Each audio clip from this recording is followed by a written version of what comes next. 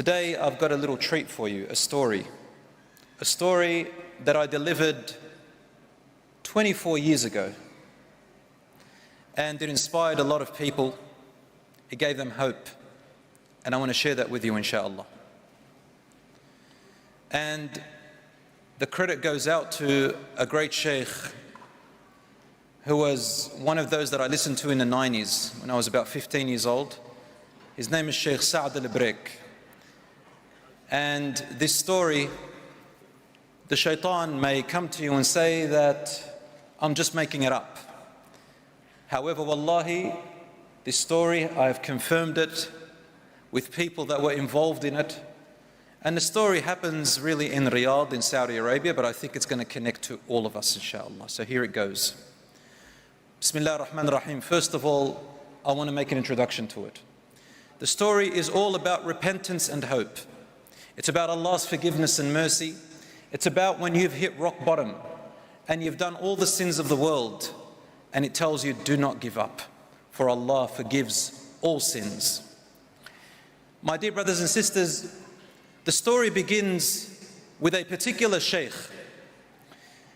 I don't know the name of this particular Sheikh, but he lives in Riyadh and he was on a trip like the one we're on now. I think he went on a conference or a business in one of the neighboring countries to Saudi Arabia. Till today, I don't know which one it is, but apparently it had a place there where it was set up for the Western people to come in to enjoy their alcohol and all the other stuff, as you know. So the Sheikh, he says, I had some business to do there. And then after I finished my business, I managed to finish a day before my flight. And then I was extremely tired and exhausted. So I went looking for a place to stay. I didn't know this city. I didn't know what it was like. And I entered a hotel to hire a room. But in that hotel, all I saw was men and women indulging in lustful temptations, drinking wine, music and dancing. I had never seen something like this in my life. And one person who was in there happened to be a Muslim expatriate who was working there. And when he saw me, he said, "Ya Sheikh, please, this is not a place for you. I don't want to see a Sheikh who is a role model in this place." He said, "Where am I going to go? And I'm really tired." He said, "Ya Sheikh, you know, you can stay here, but it's not a place for you." So the Sheikh says, "I couldn't stay there, I left. I left and I found a park. And in that park there was a bench. So I decided to sleep on that bench, and I didn't care about anything else because I was extremely tired. And then close to about Fajr time, my flight was about to leave at Dhuhr a little bit later, and I decided that maybe I can find a cab, a taxi, or a car to take me to the airport." He said, "I took a car to the airport, and in the airport there was a prayer room. I went to the prayer room and I prayed my Fajr. And usually they don't let people sleep inside the prayer rooms, but I was so exhausted that I couldn't help myself but go to sleep." He said, "During my sleep time, nobody entered the prayer room. And then close to about 1 hour into my sleep, I wake up to the sound of a cry. I looked in front of me, and there was a young man, a man that was not more than about 25 years old, less than 30, a young man at the beginning of his life. He was praying and crying so badly. It's like a mother who had just lost her child, or like a person who had just lost something very dear to them, a loved one. He said, I've seen many people like that cry in their salat and everything in my life, so I didn't really pay much attention. I was too tired, so I went back to sleep." He says, close to about Dhuhr time, I wake up again, and it was the same young man who was praying. He came up to me, and his eyes looked like he hadn't slept for 3 or 4 days. He looked really tired and hungry, and he was so distressed.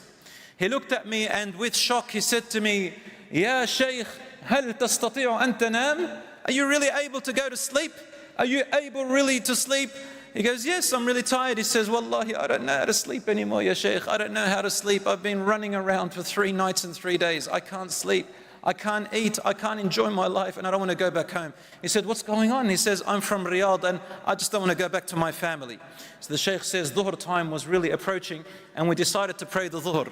And I said to him, "We'll speak after the Dhuhr time, bi'idhnillahi ta'ala." He says, we prayed dhuhr together, there's just him and I, and no one else joined us. And then after the dhuhr, I sat with him. I had a couple of hours before I fly. I sat with him and he said to me, now in this story, we're just going to use the name Ahmed. Ahmed is not the real name, but that's just the name that the Sheikh gives because he doesn't want to expose him. He said to me, I am a man who is married. I have children and I come from a very wealthy family. We are entrepreneurs. We don't need to work because our income is passive. We are millionaires, probably even billionaires. We have everything at the tips of our finger.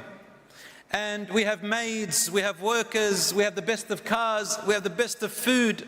Everything that you can imagine, we have it. He said, but as time went on, I got too bored of the wealth and the luxuries, and I thought to myself, isn't there more to life? I want to try something else. Yes, I've got everything, but I want to try something else. And my dear brothers and sisters, this is exactly what the shaitan does. The shaitan comes up to you and says, why don't you get out of your comfort zone? Nothing wrong with that. But then the shaitan says to you, why don't you try something you have never done before? You know how Islam says this is haram and that's haram. Why don't you try something haram for a change? Just have a little taste of it. You don't have to do something big, just do something small. You know, hang around with some of the boys, some of the girls who just probably do something that's a little bit haram, but not too haram. You're not doing anything. Just hang around with them, have a laugh, just have a kickback, you know, just enjoy, and then come back and you're okay. And the shaitan comes and says to you, don't worry, you can go and pray a couple of prayers, it'll wash it away. Some other people, they say, oh, I'll just go and do haram and the next year I'll do some umrah. The umrah will wash off the sins. This is how we thought. He goes, so ya Sheikh, the shaitan came to me and I thought I want to get out and do something I've never done before. A little bit of haram, just, you know, little minor sins here and there. He goes, but I couldn't do it because my family was all around me. Everybody knows me. I can't do things where people see me. I've got to, you know, be away from everyone. If I'm going to do any haram, I've got to do it in a way where no one's going to judge me. You know, let my hair down a little bit. Come back, do a bit of umrah, and I'm done. He says, yeah, Sheikh, so then I made up an excuse that I was going on a business trip. I told my wife and my children, and I came to this country that you and I are in. I said, yeah, Sheikh, wallahi, I did not intend to do anything major. Just to do minor sins and return, and Allah SWT forgives. He said, before I knew it, I surrounded myself with some other people who have come from different other countries, Muslims, just like me. You know, they pray, they fast, they do everything, but they've come here for the same reason that I have come. Subhanallah, how the shaitan takes you to these places. And as soon as I surrounded myself with the people who I was looking for to have a little bit of fun, watching them doing the haram, but me just laughing and enjoying it. He said, before I knew it, night after night, day after day, my temptation started to grow. What seemed to be big haram to me began to seem very normal to me. What seemed to be really bad to me, I thought, what's the big deal? Everybody's doing it. And I became numb, ya Sheikh. As my lustful temptations began to grow, I'm away from my wife and my children, and these friends around me making everything look so easy and normal. The peer pressure came to me, and then I took everything really easy. You know that feeling how you feel when you become normalized to sins. He said, day after day, night after night, and then we were surrounded by alcohol. I never drank, ya Sheikh, wallahi. We were surrounded by gambling. I didn't gamble, ya Sheikh, wallahi. And then finally, the women came, and my friends wanted to chit-chat and flirt with them. I flirted a little bit. They flirted with me. And then we began to exchange words night after night, day after day. My friends would go into rooms in hotels and they would come out all happy and excited, and then they would drink. And I'm just smiling and laughing until my temptations began to overcome me. I said, ya Sheikh, one of the women who sat with me, she was so charming and she was so good. And my lusts and temptations began to rise. And you know, brothers and sisters, in science, in biology, there's something called the prefrontal cortex. I want the young people to know this. This prefrontal cortex here, it grows when you reach puberty. And when you reach puberty, it keeps growing until you're about 25. It's responsible for decision making, for your feeling of morals, right and wrong. It's the rational center. So when that prefrontal cortex is blocked, you no longer think rationally, you think with your desires, you think with your emotions. He says, when my lusts began to grow, and even in science this is true, when your lusts grow and your temptations and your desires, your prefrontal cortex actually blocks itself. It's really used, Allah made it so that when you get married, so you're not shy with your wife and your husband, so things can be easy between you, so that you don't feel too shy when you come together, and you can inshallah reproduce. That's the whole point of marriage, inshallah, and more than that, of course, love and everything before lusts and temptations. But he said, my prefrontal cortex and everything blocked, and my lusts took over, ya Sheikh. And suddenly, before I knew it, I don't know how I ended up in that room with that woman. And as Rasulullah ﷺ said, مَا اخْتَلَى رَجُلٌ وَامْرَأَةٌ إِلَّا وَكَانَ الشَّيْطَانُ ثَالِثُهُمَا. No man or woman ever are in seclusion together except that the shaitan is always their third. Don't ever think that you are so powerful and innocent enough not to fall into temptations. He said, Ya Sheikh, I've never done anything like that before in my life. And then suddenly 1 minute became 2 minutes and 2 minutes became 5. And suddenly I found myself doing the haram with her, the absolute zina. And Ya Sheikh, I don't know what happened to me. And then after this temporary lustful enjoyment, suddenly it was ended. And when it was ended, my temptations cooled down, my lusts cooled down, and then my conscience and my iman came back, and the guilt and the shame began to hurt me. I felt like I was about to fall to the floor. I felt like heat began to rise in my body in a way of guilt and shame that I wished I could never exist. I said to myself, ماذا فعلت? What have I done? What about my wife? What about my children? What about my hereafter? Allah subhanahu wa ta'ala will not forgive me for this. Oh my God, how I've penetrated this wall. Ya Rab, he said, I forgot about everything. I just began to scream, and I rushed out of the door and ran down the stairs. He says, at the door of the hotel, I saw one of the main culprits that was with us. He ended up being, sorry for this word, he goes, he ended up being a pimp, one who hires women, who takes money, and I had been one of the victims of this person. After I knew, I said, subhanallah, I wish that they would have just taken my money and told me what they're trying to do to me. But subhanallah, I ended up doing zina, a major sin. Ya Allah, what am I going to do? And he says, that man who was with me, he's a Muslim apparently, and he said to me, what's wrong, what's wrong? I said to him, I have committed zina. Do you know what zina is? It's adultery. And the man just said to me, and he had a bottle of wine in his hand. He said, oh, it's easily fixed, my friend. Here, just drink a little bit of wine and you'll forget all your problems. You won't feel any guilt, you won't feel any stress, nothing. You'll just forget, enjoy. And he said to him, subhanallah, after now that I may be denied the wine of Jannah, after I've been denied possibly a wife in Jannah, you want to deny me now even the wine of Jannah? And then what did that man say to him, the shaitan? He said to him, Inna Allah ghafurur rahim. Allah is forgiving, most merciful. Allah will forgive you, don't worry. And he had forgotten that Allah subhanahu wa ta'ala is also shadidul iqab. He is also severe in his punishment at the same time, my brothers and sisters. He has prepared for the criminals a fire, that on the day of judgment 70,000 ropes around it. On every chain there are 70,000 angels. If one of them lets go, the fire will eat everyone. It has a terrible roar. He had forgotten that Allah is also shadidul iqab. I said to him, the person who was speaking, Ahmed, he said, I pushed him off me and I said, leave me alone. Leave me alone, you've done too much damage. He said, I went out of the hotel, Ya Sheikh, I don't know where I was going. I kept roaming the nights like a homeless person, crying, I can't eat, sleeping in different corners, looking through garbage bags like a homeless person because I don't deserve to be in this world. I became lower than any person, Ya Sheikh. I don't deserve any forgiveness from Allah. The Sheikh looks at him. He goes, I didn't know what to say to him. I said to him, the best verse that I can think of in the Quran. I don't want the guy to hurt himself. There's still hope, inshaAllah. He goes, I just recited, قُلْ يَا عِبَادِيَ الَّذِينَ أَسْرَفُوا عَلَىٰ أَنفُسِهِمْ لَا تَقْنَطُوا مِنْ رَحْمَةِ اللَّهِ إِنَّ اللَّهَ يَغْفِرُ الذُّنُوبَ جَمِيعًا إِنَّهُ هُوَ الْغَفُورُ الرَّحِيمُ. Say, O Muhammad, to my slaves who have overburdened themselves with guilt and regret, do not despair from the mercy and forgiveness of Allah. Allah forgives all sins. He is the most forgiver, the most merciful. The young Ahmed looked at the Sheikh and he said, Ya Sheikh, That is true, Allah will forgive everyone but me. I don't deserve to be forgiven. I have sheikhs around me and ulama. I come from a Muslim land of Hajj and Umrah.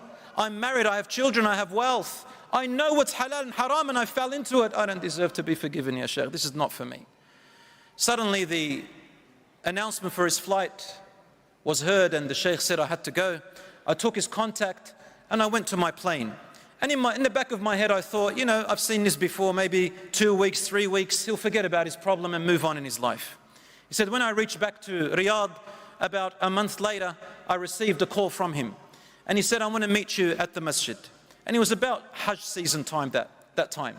He said, I went to the masjid and I met with him and he had changed. He wasn't the same as before. He wasn't crying, he wasn't in distress, but there was something dangerously scary about him. I looked at his face and it's as if he was just empty. He said to me, Ya Sheikh, I didn't call you to say hello to you. I've called you to say goodbye. I said to him, where are you going? He said, I want to give myself in to the Saudi government so that they can stone me to death. And the Sheikh says, I held on to him. I got nervous. I said, are you crazy? You've got a wife, you've got children. Allah SWT doesn't tell you have to go and do that. Repent to Allah. There's many ways. Allah is Ghafoor. You don't have to kill yourself. He says, oh, my wife and my children will not save me from Allah's punishment, and I want to be saved from His punishment.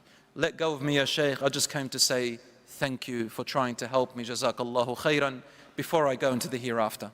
The Sheikh says, I didn't know what else to do. I held on to him. I tried and the man was about to just go. So finally I said to him, Ya Ahmed, listen. Let us go to one of the scholars that you and I respect here, higher than all of us, and we will tell him your story. And if he says to you, give yourself in, I will take you myself. Until finally I came to an agreement with him. And then I said to him, shake on it, because I was afraid he might go in secret, and subhanallah. So he shook on it and he gave me his promise. He said, we went to this great scholar, and the scholar said, La yusallimu nafsah. Tell him he is not allowed to give himself in.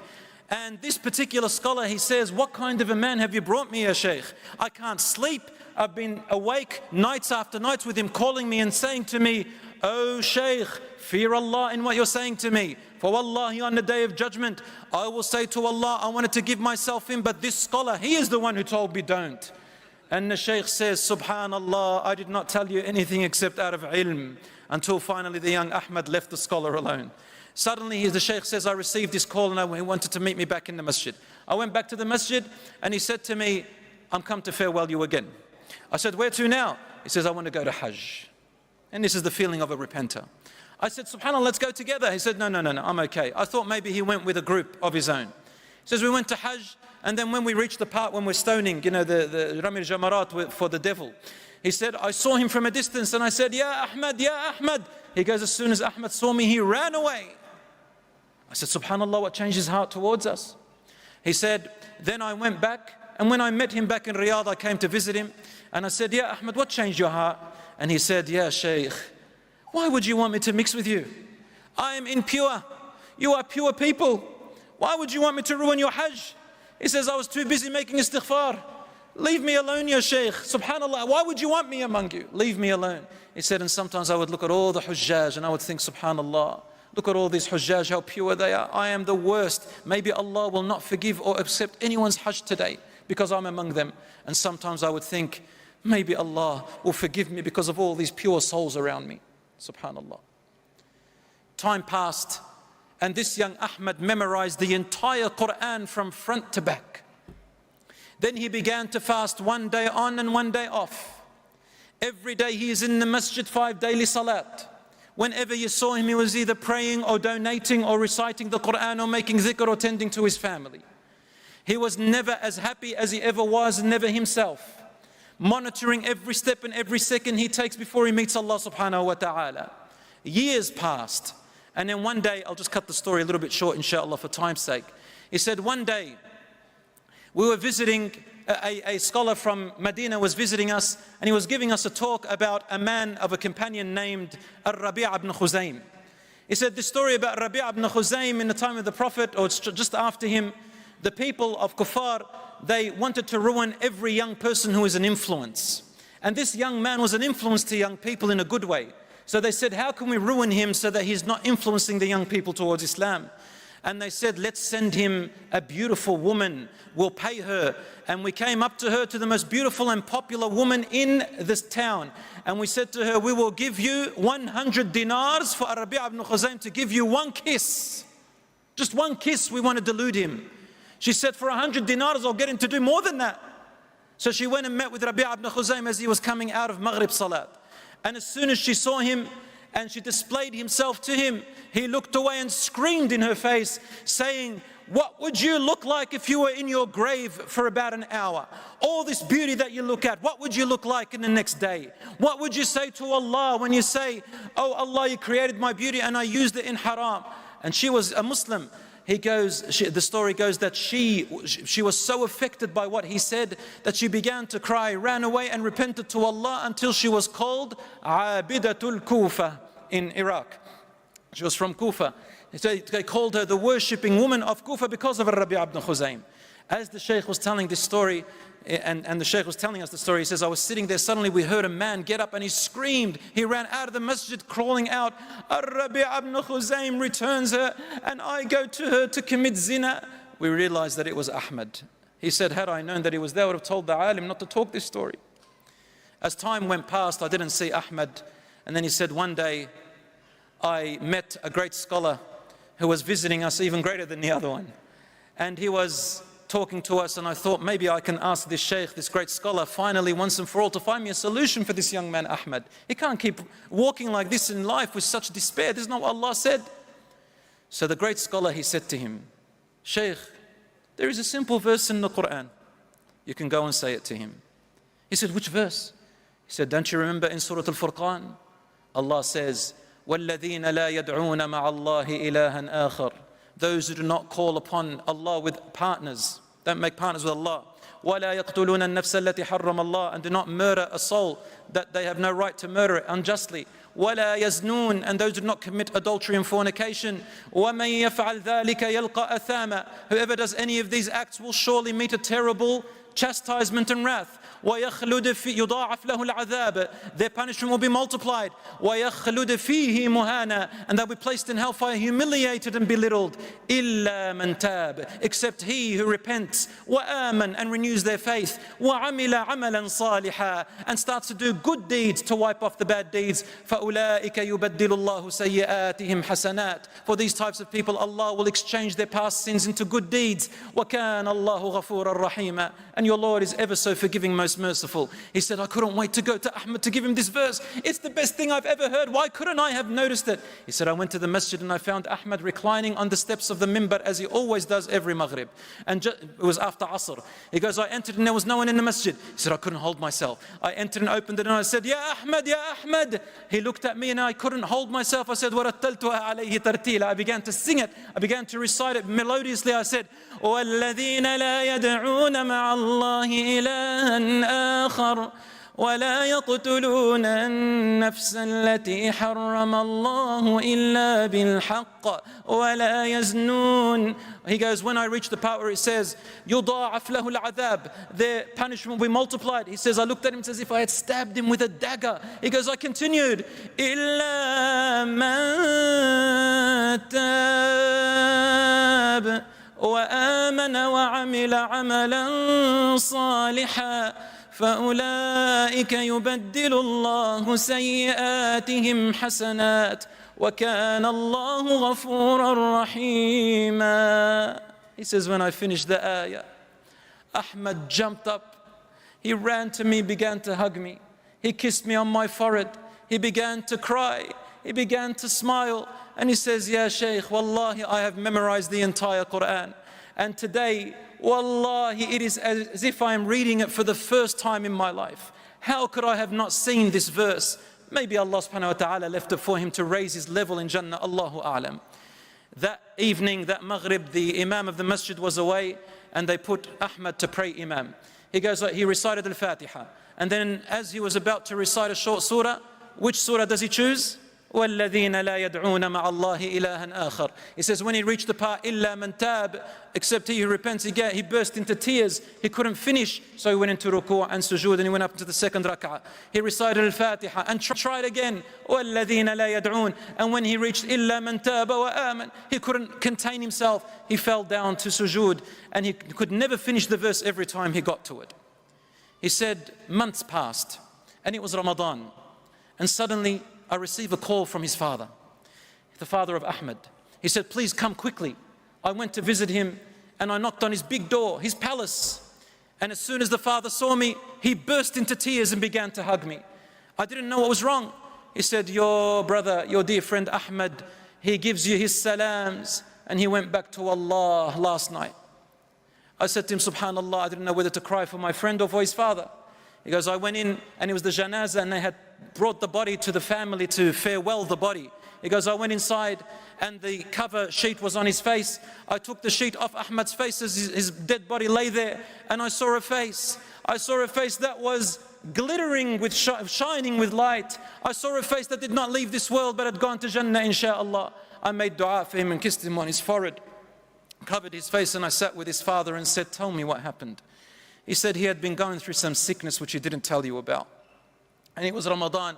He said, last night before Maghrib we were praying together, and I said to him, son, come and make iftar with us. I said, Dad, I feel like staying at the masjid a little bit longer today. I feel something special. Please leave me for another few minutes. So I left him there. And after iftar, he didn't arrive. So I sent his little brother to go and see him. He was about 10 years old. And the little brother returned back crying, Ya abati, akhi Ahmadu la yukallimuni. Dad, Ahmed is not talking. I went to the masjid and I found him reclining on the footsteps of the mimbar, as he always does, and he was barely breathing. I rushed to him with the Quran in his hands, and I lifted his head onto my shoulders. The father says, I looked, and he was trying to say something to me. I came closer and closer because he couldn't make his voice out very well.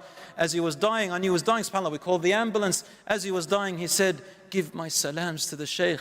Give my salams to the Sheikh. And that's why I called you, ya Sheikh, to deliver the amana. He goes, and then suddenly while he was in my arms, his voice changed completely. And he came out as clear as the beautiful stars. He said, وَالَّذِينَ لَا يَدْعُونَ مَعَ اللَّهِ إِلَهًا آخَرَ وَلَا يَقْتُلُونَ النَّفْسَ الَّتِي حَرَّمَ اللَّهُ إِلَّا بِالْحَقِّ وَلَا يَزْنُونَ وَمَنْ يَفْعَلْ ذَلِكَ يَلْقَ أَثَامًا يضاعف له العذاب يوم القيامة ويخلد فيه مهانا إلا من تاب وآمن وعمل عملا صالحا فأولئك يبدل الله سيئاتهم حسنات وكان الله غفورا رحيما. He finished the entire ayah, and then his soul escaped from his body. I said to the young Sheikh, what happened to my son when he went on his tourist visit? And the Sheikh said, I had promised not to tell the full story or to say what he had done. He said to him, فَقَدَ إِيمَانًا. He lost his iman for a little while. Or he said to him, he lost a friend. As the Prophet ﷺ said, when you do a sin, the iman is like a friend. It hovers above you as you do the sin, and when your sin is over, your iman comes back to make you feel the way you feel so that you can repent and renew your life. My dear brothers and sisters, insha'Allah, that you benefit from this talk, that it is hope. No matter how much you have sinned, remember that Allah is Ghafurur Rahim. Allah loves it. He loves it when somebody returns back to Him. Even if you have sinned all your life, no matter what you think about yourself, remember, do not despair from the forgiveness and mercy of Allah. Tonight, my brothers and sisters, tonight pray 2 rak'ahs and say, oh Allah, forgive me. And you will find your entire life changing. I thank you for listening and thank you for having me here, my dear brothers and sisters. I farewell you tonight. I return back to Australia. And I would like to thank the organizers, the volunteers, all your beautiful faces. Wallahi, I felt a comfort and happiness this time round that I haven't felt before. And possibly, insha'Allah, I can feel, insha'Allah, that it is your iman. May Allah SWT forgive us all. Thank you. Wa sallallahu ala nabina Muhammad.